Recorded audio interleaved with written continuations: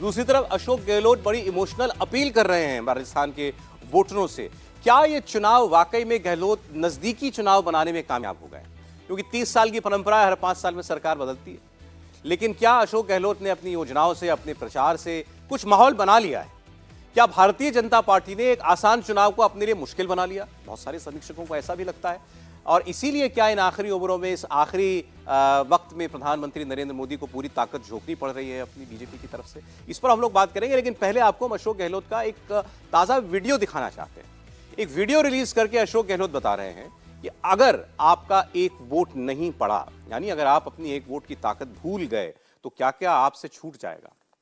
कौन सी पेंशन छूट जाएगी, कौन सी स्कीम जो आपको 25 लाख का बीमा देती है वो बंद हो जाएगी। तरह तरह की स्कीमें जो अशोक गहलोत ने बताई, उसको बताने का, गिनाने का एक नया अंदाज अशोक गहलोत का सुनिए आप। और उसके बाद अशोक गहलोत फिर क्यों कह रहे हैं कि किसी के भड़कावे में आकर अपना नुकसान न करा लेना। 5.25 करोड़ मेरे प्यारे चुनाव हमारे यहाँ है, चुनाव हमारे यहाँ है। हमसे बहस करोगे, हमने ये काम किए, गलत काम किए, लागू नहीं हो पाए, कमी रही, खामी रही, उसकी आलोचना करो। अगर ये स्थिति तो उस पर वो नहीं बोलेंगे, वो खाली बात करेंगे, डाइवर्ट करने, नॉन इश्यू को इश्यू बनाएंगे। वो जो उनकी अप्रोच है, कई राज्यों में कर चुके हैं। वो हिमाचल मार खाए, कर्नाटक मार खा गए। बजरंग बली बोले थे, बजरंग बली ने उनको रिजेक्ट कर दिया कि भाई आप मेरा नाम का दुरुपयोग क्यों कर रहे हो, वहाँ नहीं कामयाब हो पाए। तो इसलिए अब भगवान समझने लग गए हैं कि भाई हद हो गई है, मैं सबके लिए हूँ, सबके घटघट में हूँ, भगवान राम हो चाहे वो बजरंग बली हो। और ये व्यक्ति और ये पार्टी जो है मेरे मिसयूज कर रही है, कब तक बर्दाश्त करेंगे वो। राजस्थान वासियों, आप जानते मैं थासू दूर नहीं, 25 नवंबर को राजस्थान का चुनाव है। इस चुनाव में आपको अपने वोट की कीमत समझनी चाहिए। बहुत सारे लोग ऐसा होते हैं जो सोचते हैं कि मेरे एक वोट से क्या होगा। कई लोग तो नासमझी में अपना वोट खराब कर देते हैं। राजस्थान के 5.25 करोड़ वोटर से मेरा निवेदन है, अपने वोट की अहमियत समझकर वोट दें। आपका एक वोट कितना कीमती है, इसको हल्के में मत लीजिएगा। आपके एक वोट से आपको और आपके परिवार को 25 लाख रुपए का स्वास्थ्य बीमा मुफ्त में मिलता है। आपके एक वोट से राजस्थान में करोड़ों लोगों को ये चैन मिलता है कि बड़ी से बड़ी बीमारी भी आ गई। तो ये दोनों बातें अशोक गहलोत की आपने देखी, ये वो अपनी स्कीमें गिना रहे हैं कि अगर आपने नहीं चुनी मेरी सरकार तो ये सब कुछ छिन जाएगा आपसे। और फिर बाद में उन्होंने ये भी कहा कि धर्म के आधार पर आपका वोट जो है आप लेने की कोशिश की जाएगी, इस बहकावे में आप मत आइएगा। अभी हम लोग बात कर रहे थे ना कि हिंदुत्व एक हिंदुत्व की पिच पर प्रचार भारतीय जनता पार्टी ले जाना चाहती है, इसीलिए योगी आदित्यनाथ के भी वहां पर इतने दौरे हो रहे हैं। प्रधानमंत्री भी अपनी बातों में सनातन पर जो प्रहार हुए इंडिया अलायंस के नेताओं की तरफ से, उसकी बात वो गिराना चाहते हैं। तो हर्षवर्धन जी, मतलब उनका, अशोक गहलोत कह रहे हैं मेरा काम देखो, बस और किसी पर बात ना करना और किसी और बात पर ध्यान न देना। देखिए, ये सही है कि अशोक गहलोत जी ने अभी लगातार, जिसको कहते हैं ना कि एकदम जो क्रिकेट का माहौल है, तो कहें कि धुआंधार बैटिंग कर रहे हैं। लेकिन जरा उनकी एक योजना की मैं सच्चाई जो है वो बता देता हूँ। अभी वो भी बिजली फ्री में दे रहे हैं, लेकिन ये फ्री में कब से शुरू हुआ? नवंबर में चुनाव हो रहा है, 25 तारीख को वोटिंग हो जाएगी, अभी बस 4 दिन बचे हुए हैं। अप्रैल से ये सारा काम शुरू हुआ है, यानी राज्य की जनता को 4-4.5 साल वो जो वोट उन्होंने दिया था 2018 में, उसका कोई लाभ नहीं मिला। अब वो कह रहे हैं कि 24-23 का वोट दो, तो उसके लिए 6 महीने पहले से लाभ दे रहे हैं। उनकी कई योजनाएं ऐसी हैं जो सचमुच अगर पहले से चल रही होती तो आज अशोक गहलोत को ये वीडियो में बताने की जरूरत नहीं पड़ती, क्योंकि उन योजनाओं के जरिए राजस्थान के लोगों को लाभ मिलता। वहां अशोक गहलोत बुरी तरह से चूक गए हैं, पीछे रह गए। अब जैसे ही वो कहते हैं कि धर्म के नाम पर आपसे वोट मांगेगा, तो लोगों को करौली याद आता है, लोगों को जोधपुर याद आता है, और लोगों को अभी जयपुर याद आता है। मैं अभी 2 दिन के लिए जयपुर गया था, ज्यादा तो इस बार नहीं जा पाया था। तो किसी ने मुझसे कहा कि देखिए, ये तो सामान्य एक्सीडेंट था, उसमें भी 50 लाख का मुआवजा दे दिया। तो ये जो लोगों के मन में है कि अशोक गहलोत की सरकार एक खास किस्म का अपीजमेंट करती है, और भारतीय जनता पार्टी कितनी सतर्क है। ठीक है, वो बालकनाथ जी लगे हुए हैं, उसको तो एक अलग तरह से देखिए। यूनुस खान, उनको टिकट नहीं दिया। बड़े वसुंधरा जी की सरकार में तो एक तरह से सबसे नजदीकी थे वसुंधरा जी के, उनको टिकट नहीं दिया। क्यों नहीं दिया? क्योंकि 9% जो एक आबादी है, और ये जो पूरा ये जिसको हम कहें कि जयपुर से लेकर अलवर और ये पूरा एक इलाका है टोंक तक का, ये पूरा जो मुस्लिम कॉन्सेंट्रेटेड इलाका है, वहां पर किसी भी तरह से ये स्थिति नहीं बने कि वोटों का डिवीजन हो। किन वोटों का? जिन गुजर वोटों का, जिन राजपूत वोटों का। और कमाल की बात यह है कि लाख अभी राहुल गांधी जाके सभा में कहें, एक तरफ सचिन पायलट और एक तरफ अशोक गहलोत, लेकिन गुजरों में इतनी नाराजगी है कि इन लोगों ने हमारा इस्तेमाल किया और 4.5 साल तक हमारे नेता को अपमानित किया। अभी मल्लिकार्जुन खड़गे जी का वीडियो वायरल हो रहा है कि सचिन पायलट के लोग नारा लगाने लगे तो गुस्सा हो गए। अब होता क्या है कि आप तो मंच से गुस्सा होकर चले आएंगे, लेकिन स्थानीय राजनीति में ऐसी चीजें और ज्यादा रिएक्ट करती हैं। कहते हैं ना कि आग लगा देती है। अब उसके बाद गुजर और नाराज हुआ होगा। तो गुजर और राजपूत, कानून व्यवस्था, योजनाओं का देर से लागू करना, ये सब अशोक गहलोत सरकार के खिलाफ। अब तो अभी राजस्थान में थे, जयपुर में, तो अशोक गहलोत से बात हुई, सीधे उनसे उनका इंटरव्यू कर रहा था, तो ये बात खुल के उनसे पूछी कि भाई गुजर मतदाताओं ने आपको मुख्यमंत्री बनाने के लिए वोट दिया था, क्या हुआ उसका? और इस बार तो वो नाराज होगा ना कि अगर पिछली बार नहीं हुआ तो इस बार मैं क्यों वोट दूं, अपना वोट क्यों खराब करूं? तो उन्होंने कहा कि अगर भाजपा इस भरोसे है कि कोई मतदाता मुझसे नाराज है तो फिर मुझे और कुछ नहीं कहना, अगर यही उनका पोल प्लैंक है तो।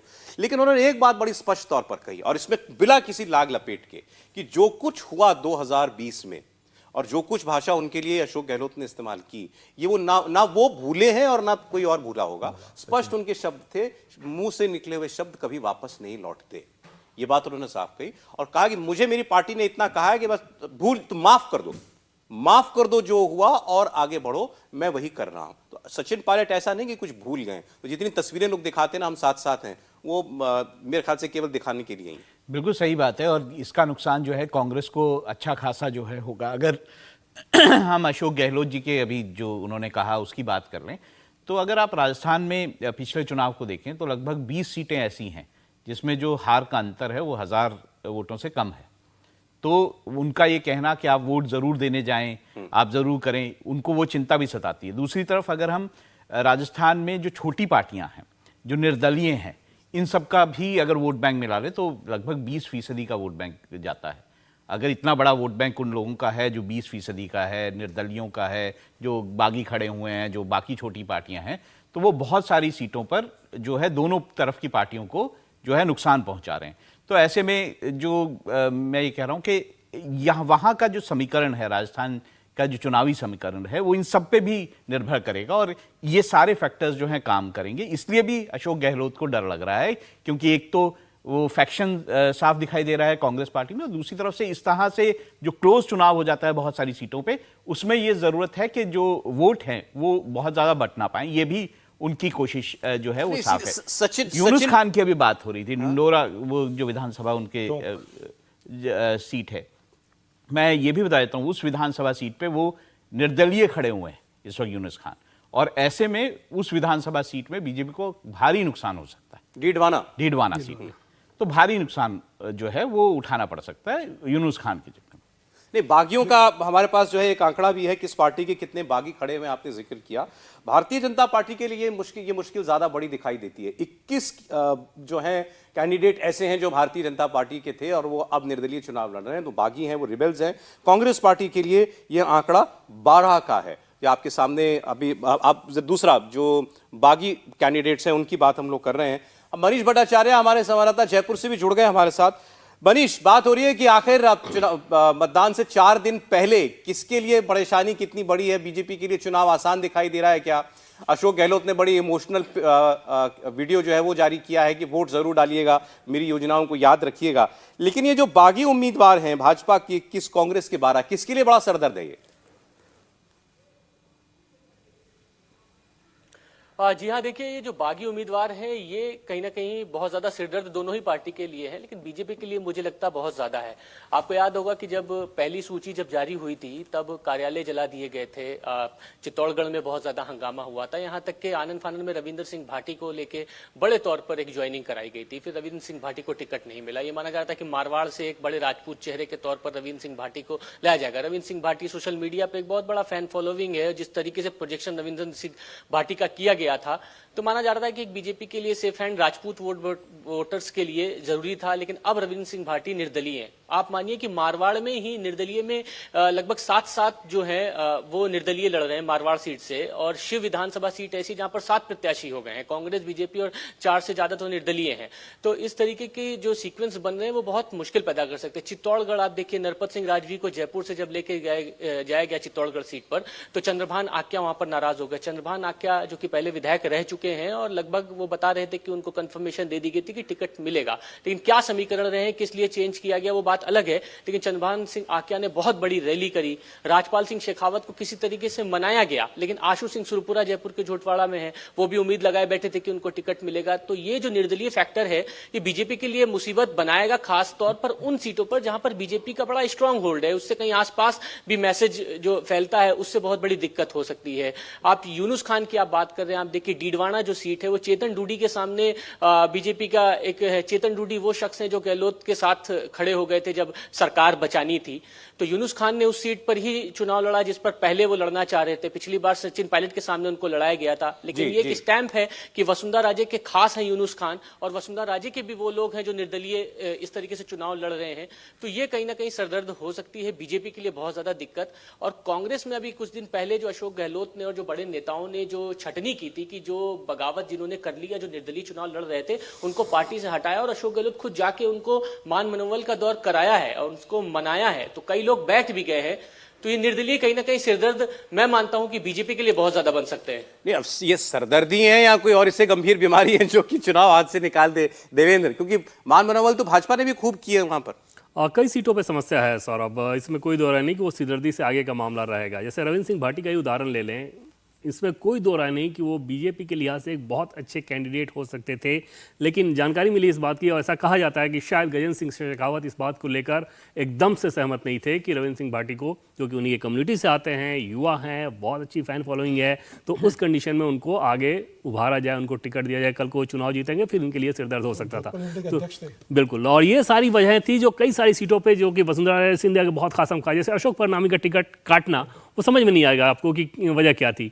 यूनुस खान को टिकट नहीं दिया जाना, अगर यूनुस खान को टिकट दिया जाता तो बीजेपी बहुत आसानी से उस सीट को निकालती। तो ऐसे कई सारे फैसले हुए हैं जिसका खामियाजा पार्टी को उठाना पड़ सकता है, और उसमें फर्क पड़ेगा जो बहुमत का उसका आंकड़ा जो मार्जिन में फर्क, मार्जिन में फर्क, जीत में आपको लगता है कि बीजेपी की जीत में कोई बिल्कुल नहीं, जीत में कोई समस्या नहीं आने जा रही है, बस मार्जिन में फर्क आना है। सहमत है समीर जी? बिल्कुल, मैं देवेंद्र की बात से सहमत हूं। देखिए, भारतीय जनता पार्टी और कांग्रेस के बगावत करके जो चुनाव लड़ते हैं उसमें बहुत बेसिक फर्क होता है।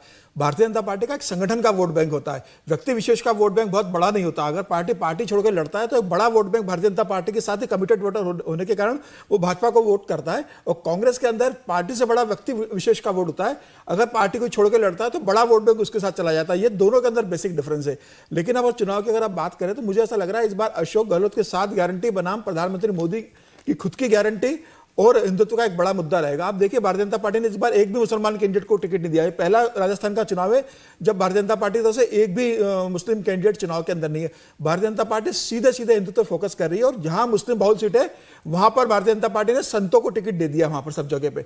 तो मुझे ऐसा लग रहा है प्रधानमंत्री मोदी भी लगातार उस चीज का जिक्र कर रहे हैं। कल ही उन्होंने कहा कि धार्मिक आयोजन होता है तो रैली का परमिशन नहीं मिलती, जुलूस नहीं निकाले जाते, और PFI होता है तो उसको परमिशन मिल जाती है। मुझे लग रहा है कि इस बार भारतीय जनता पार्टी हिंदुत्व का एक बड़ा मुद्दा लेकर राजस्थान के अंदर जा रही है। लॉ एंड ऑर्डर भी उसके साथ बड़ा इशू है। अशोक गहलोत अपनी 7 गारंटी के भले घोषित कर चुके हो, कई योजनाएं लेके आए हो, लेकिन लॉ एंड ऑर्डर और हिंदुत्व का ऐसा मामला मुद्दा है जो भारतीय जनता पार्टी को तगड़ी बढ़त राजस्थान के अंदर देने जा रहा है। देखिए, आप अशोक गहलोत ने भी आगाह किया तो हिंदुत्व के या धर्म के मुद्दे से आगाह किया कि धर्म के नाम पर वोट मांगने के लिए लोग आएंगे, उस जाल में आप मत फंसिएगा। अशोक गहलोत की भाषा ऐसी है। बीजेपी को हिंदुत्व का सहारा राजस्थान में क्यों लेना पड़ रहा है, हर्षवर्धन जी? नहीं, मैं एकदम से नहीं मानता हूं कि सिर्फ हिंदुत्व का सहारा लेना पड़ रहा है, लेकिन कई बार घटनाक्रम ऐसे होते हैं कि जो अपने आप स्थितियां तैयार कर देते हैं।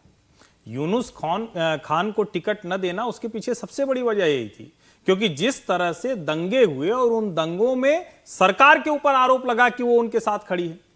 कन्हैयालाल दर्जी का जो हत्याकांड हुआ वो एक पूरे देश में एक तरह से राष्ट्रीय शर्म थी, वो राष्ट्रीय डर था वो।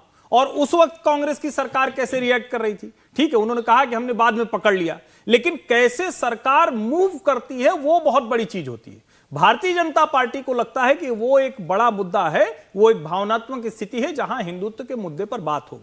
दूसरी जो बड़ी बात है कि जब हम कानून व्यवस्था से जोड़कर देखते हैं तो राजस्थान में, मारवाड़ में एक बड़ा, जिसको कहते हैं ना कि काम धंधे का जो व्यापारी वर्ग है, उसका एक बड़ा वर्ग है जो चुनाव को एक नियंत्रित करता है या कहें कि प्रभावित करता है। वहां भी एक संदेश देने की कोशिश है। ओवरऑल अगर आप कहेंगे तो ऐसा नहीं कि सिर्फ हिंदुत्व के मुद्दे पर है। सरकारी योजनाएं, विशेषकर केंद्र सरकार की जो नरेंद्र मोदी की योजनाएं हैं और जो राजस्थान सरकार के अशोक गहलोत की योजनाएं हैं, उसके बीच में एक चुनाव है। उसका एक सीधा सीधा है कि देखिए कौन आपके लिए ज्यादा बेहतर कर रहा है, कौन राजस्थान के लिए ज्यादा बेहतर कर रहा है। मुझे लगता है लड़ाई है उसके ऊपर ये सारी चीजें खड़ी होती हैं कि कानून व्यवस्था गड़बड़ है, हिंदू मुस्लिम दंगे हुए तो अशोक गहलोत खुद अपील करने के बजाय कहते हैं कि गृह मंत्री और प्रधानमंत्री जी करें, तो फिर वही उन्हीं की सरकार होगी तभी वो करेंगे। और प्रधानमंत्री बार बार ये कह भी रहे हैं कि अगर डबल इंजन की सरकार होती तो आपको ये सारी चीजें नहीं करनी पड़ती। अमित शाह कह रहे हैं कि हमारे यहां होता तो हम उल्टा टांग देते। योगी आदित्यनाथ कह रहे हैं कि ऐसा कोई करेगा तो अगले चौराहे पर निपट जाएगा। ये सारी की सारी चीजें उसी तरफ इशारा करती हैं कि आपके यहां जो मुखिया बैठा हुआ है वो कमजोर है, प्रशासन उसकी पकड़ में नहीं। ओवरऑल भाजपा की जीत में आपको कहीं कोई संशय नजर नहीं आता? नहीं, मुझे संशय नहीं दिखता है, लेकिन मार्जिन बहुत घटा है। मतलब मैं ये कहूंगा कि अशोक गहलोत ने बहुत मेहनत की है, बावजूद इसके कि खुद पूरी कांग्रेस पार्टी उनको पीछे खींचने पर लगी हुई है, एकदम से नीचे खींचने पर लगी हुई है। इसके बावजूद वो अड़े हुए हैं, टिके हुए हैं। लड़ाई मार्जिन की या हार जीत की, राहुल जी? देखिए यहाँ पे मैंने ये कहा ना कि मार्जिन जो है वही डिसाइड करेगा कि क्या होता है, क्योंकि यहाँ पे जैसे मैंने आपको बताया कि बहुत सारी सीटें ऐसी है जिस पे मार्जिन बहुत कम है। 1000 का मार्जिन कोई खास मार्जिन होता नहीं है और किसी भी साइड जो है बाजी पलट सकती है। लेकिन जिस तरह से बीजेपी का कैंपेन रहा है पूरा, जिस तरह से ये बात सामने आती है कि जो ऑलरेडी जो सरकार है अशोक गहलोत की, उसको लेकर कई बार कई जगह ये नारे लगे हैं कि भाई हमको जो है ये सरकार जो है वो बदलनी चाहिए। तो ये सारी बातें राजस्थान में चल रही हैं और हिंदुत्व का मुद्दा जैसे कि हमने बात की थी वो एक बड़ा फैक्टर राजस्थान में रहेगा। उदयपुर की घटना का भी जिक्र हुआ, वहाँ पर किस तरह से हुआ, उसमें अशोक गहलोत सरकार ने किस तरह का स्टेप लिया। दूसरी तरफ अगर हम हेमंत बिस्व शर्मा जो वहाँ पे चुनाव प्रचार कर रहे थे उनका बयान देखेंगे तो उन्होंने ये कहा कि अगर हमारी सरकार होती तो एक और ब्रेकिंग न्यूज़ उसके साथ आती जब पहली घटना हुई थी। तो बहुत सारे इस तरह योगी आदित्यनाथ ने कहा कि अगर ये कहीं यूपी में हो गया होता तो क्या होता आगे आपको तो हिंदुत्व का फैक्टर जो है वो बीजेपी के साथ है और वो हमेशा रहेगा, ऐसा नहीं है।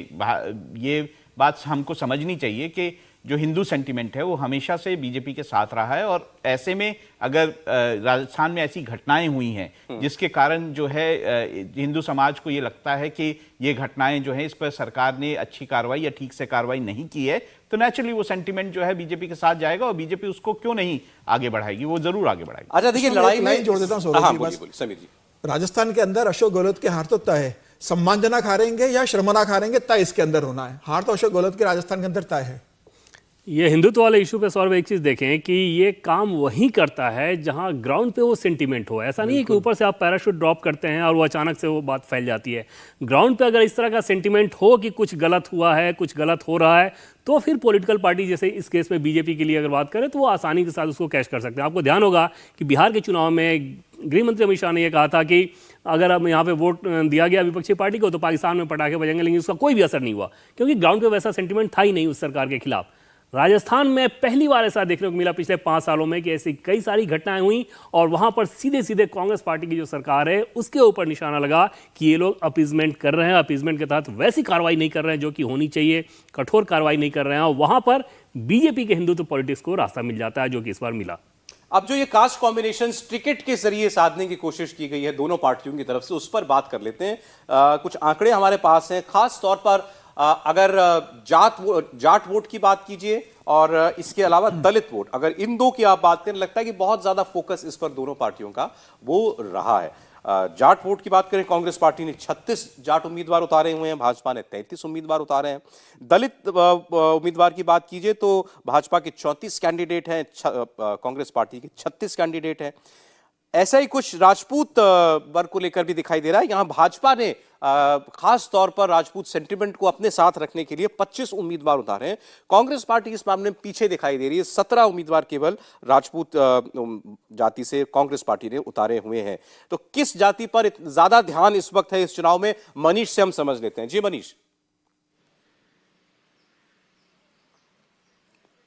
देखिए राजपूत वोटर्स की आप बात कर रहे हैं, मैं 2 सीट एक ऐसा उदाहरण दे रहा हूं जिसपे पूरे जो राजपूत वोटर्स हैं और जो लोग हैं वो डोमिनेशन दिखाई दिया है। एक सबसे बड़ी सीट है ओसियां जिसपे दिव्या मदेरणा चुनाव लड़ रही है, उसके सामने है Bhairaram Seoul. Bhairaram Seoul BJP के पहले भी नेता रहे हैं, लेकिन भैराराम सियोल जब कैंपेनिंग करने के लिए उतरे तो राजस्थान के सारे बड़े राजपूत चेहरे उनके साथ मौजूद थे। वहां पर उस सीट पर यह चुनाव इस बात पर ही फोकस किया गया कि मदेरणा परिवार जो कि जाट परिवार है, एक बड़ा नाम है, मुख्यमंत्री के तौर पर हमेशा से उनको प्रोजेक्ट करने की कोशिश की गई थी, लेकिन उस सीट पर जाट और राजपूत सीट हो गई। दूसरी सीट है नाथद्वारा की, जहां पर मेवाड़ घराने से विश्वराज सिंह चुनाव लड़ रहे हैं सीपी जोशी के सामने, दिया कुमारी राजघराने से हैं। तो ये राजपूत वोट को इंटैक्ट करने के लिए बीजेपी ने पूरी कोशिश की और मैं मानता हूं कि राजस्थान में जो राजपूत वोट है वो बीजेपी का ही है, कभी बहुत ज्यादा डायवर्जन देखने को नहीं मिला है। हाँ, जाट वोटर्स में आप देखिए, मारवाड़ से जब जाट वोटर्स या जाटों की जब बात होती है ना, तब वहां पर एक ये बात सेंटिमेंट सुनाई पड़ता है कि राजस्थान से कांग्रेस के बड़े बड़े जाट नेता हुए और जाट मुख्यमंत्री बनना चाहिए था, लेकिन जाट मुख्यमंत्री बना क्यों नहीं? वो अशोक गहलोत की वजह से नहीं बना, ये जाटों का कहना है। आप देखिए दिव्या मदेरणा जब कभी भी भाषण देती हैं तो वो अपने जो दादा है महिपाल मदेरणा, उनके लिए जरूर बातें करती रहती हैं कि हम इनको मुख्यमंत्री नहीं बनने दिया गया। मिर्धा परिवार आप देख लीजिए, ओला परिवार देख लीजिए, बड़े जाट घराने हैं और जो कांग्रेस के कद्दावर नेता माने जाते थे, और यही सेंटिमेंट जाटों के अंदर है कि जाट मुख्यमंत्री होना चाहिए था, लेकिन उनको हाशिए पे सिर्फ अशोक गहलोत की राजनीति की वजह से रहना पड़ा। ये एक बहुत बड़ा सेंटिमेंट है, नाराजगी है। अब उसको साधने के लिए आप बीजेपी ने देखिए, मिर्धा परिवार से ही जो कांग्रेस से थी ज्योति मिर्धा, नागौर में उनको उतार दिया गया। दूसरी चीज आप देखिए, जो ओसिया की सीट की मैं बात कर रहा था, वहां पर राजपूत को साथ देने के लिए हनुमान बेनीवाल ने अपना कोई कैंडिडेट नहीं उतारा है, क्योंकि सिर्फ और सिर्फ वो चाहते हैं कि दिव्या मदेरणा किसी तरीके से वो हार जाए, इसलिए हनुमान बेनीवाल ने अपनी आरएलपी पार्टी से किसी को नहीं उतारा। जगदीप धनखड़ लगातार राजस्थान दौरे कर रहे थे, बार बार अशोक गहलोत ये कहने लगे कि क्या वजह है कि जगदीप धनखड़ दौरे कर रहे हैं। शेखावाटी में उनका बड़ा नाम है, शेखावाटी जाटपूत वोटर्स को इंटैक्ट करने की कोशिश की जा रही। सतीश पुनिया एक बड़े जाट नेता के तौर पर उभर रहे थे, मतलब प्रदेश अध्यक्ष के तौर पर यहां तक के कहा जाने लगा कि एक मुख्यमंत्री की रेस पे हैं वो। कैलाश चौधरी बाड़मेर से, बायतू में जो केंद्रीय मंत्री, ये एक बड़ा मैसेज है। हरीश चौधरी कांग्रेस से जरूर है, लेकिन वो मुख्यमंत्री अशोक गहलोत से नाराज हैं, वो पायलट के साथ हो गए, कहीं कोई कैंपेन करते हुए दिखाई नहीं दे रहे। तो जाट वोटर्स की भूमिका में मैं मानता हूं बीजेपी ने जिस तरीके से इंटैक्ट किया है जाट वोटर्स को, और उसके कंपैरिजन में जो बड़े नेताओं को चुनावी मैदान में उतारा है, इस बार कांग्रेस के साथ बहुत ज्यादा मूड में दिखाई नहीं दे रहे हैं जाट वोटर्स। देखिए, ये जो आपके सामने इस वक्त स्क्रीन पर आंकड़ा चल रहा है, एक टैली चल रही थी किस जाति के कितने उम्मीदवार किस पार्टी ने, इसमें आपको जो प्रमुख वर्ग दिखाई देंगे 30 से ऊपर के उम्मीदवार, वो खास तौर पर आपको दिखाई देंगे दलित, आदिवासी और जाट। इसके बाद आपको राजपूत वर्ग जो है वो दिखाई देगा। तो प्रमुखता किसको दी जा रही है दोनों पार्टियों की तरफ से, वो बड़ा क्लियर है। नीचे बिल्कुल आपको दिखाई दे रहा होगा मुस्लिम उम्मीदवार। इसमें कांग्रेस का, भारतीय जनता पार्टी का खाना खाली है, जीरो। एक भी उम्मीदवार मुसलमान भारतीय जनता पार्टी ने नहीं दिया। इससे पहले एक हुआ करते थे लगभग हर चुनाव के अंदर, इस बार वो भी नहीं है। कांग्रेस पार्टी ने 15 मुसलमान जो हैं वो उम्मीदवार उतारे हुए हैं। इसीलिए क्यों हिंदुत्व की पिच तैयार हो रही है बार बार, इससे भी आपको एक अंदाजा जो है वो लगता होगा। ये जाति साधने का जो काम है, किस पार्टी ने टिकटों में बेहतर किया दिखता है आपको, राहुल जी? देखिए, इसमें बिल्कुल ये साफ है कि ये जो पूर्वी राजस्थान और शेखावटी तक का इलाका आता है, इसमें जो है बहुत सारी, जैसे मैं पहले भी बोलता हूँ कि वहाँ बहुत सारी पार्टियाँ हैं। हनुमान बेनीवाल की पार्टी है, वहाँ चंद्रशेखर की पार्टी है, वहाँ बीएसपी का जोर भी रहता है, वहाँ पे जो वामपंथी दल हैं उनका जोर भी रहता है। तो ये एक ऐसा इलाका है जो कि जाट बहुल्य है, जहाँ पे जाटों का जोर है, और यहाँ पर लगभग 60 सीटें, मतलब इस पूरे इलाके को मिला के 60 सीटें ऐसी हैं जहाँ पे जाट और दलित ये जो है वोटर्स जो हैं वो कंट्रोल करते हैं सीट पे जो आउटकम है। तो इसलिए ये छोटी पार्टियों को देखते हुए ही बीजेपी और कांग्रेस दोनों की तरफ से ये कोशिश की गई है कि जाट जो बहुल्य इलाके हैं वहां पर हम जाट जो कैंडिडेट हैं उनको जो दलित वोट की जहां तक बात है, प्रधानमंत्री दो बातें बार बार कर रहे हैं। एक तो अभी आज उन्होंने रैली में कहा कि पूर्व मुख्यमंत्री जो हैं महादलित समाज से जो आते हैं बिहार के, उनको लेकर नीतीश कुमार ने जो बात कही, मांझी को लेकर के वो प्रधानमंत्री बता रहे हैं। इसके अलावा सीआईसी जो बनाए गए उनका नाम लेकर बताते हैं कैसे कांग्रेस पार्टी जो है उस मीटिंग में ही नहीं आई जिसमें चीफ इंफॉर्मेशन कमिश्नर का जो है वो चयन होना था। देवेंद्र, और पहली बार सौरभ ऐसा हुआ है कि सीआईसी दलित कम्युनिटी से, जो कि राजस्थान से ही आते हैं, उन्हें बनाया गया है। और समझा जा सकता है कि अगर कांग्रेस पार्टी का प्रतिनिधि जो उसमें होना चाहिए था उनके चयन में,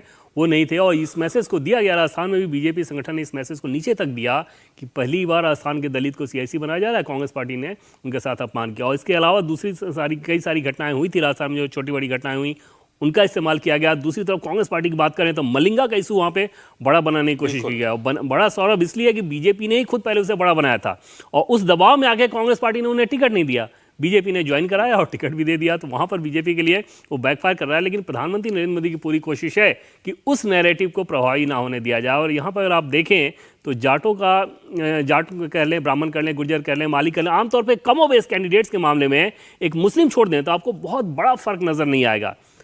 असल मसला यह है कि जो वोटर्स हैं उनका सेंटीमेंट कैसा है। जैसे वसुंधरा राजे सिंधिया के साथ जाट जाते ही जाते हैं और उसमें वो सबसे ज़्यादा आसानी से कैश करा लेती हैं। आमतौर पे राजस्थान के बारे में धारणा ये बन जाती है कि राजपूत वोटर वहाँ पे डोमिनेंट है, जो कि हकीकत नहीं है। पिछली बार वसुंधरा राजे सिंधिया की जो मुखालफत की गई थी वो राजपूतों के द्वारा ही की गई थी।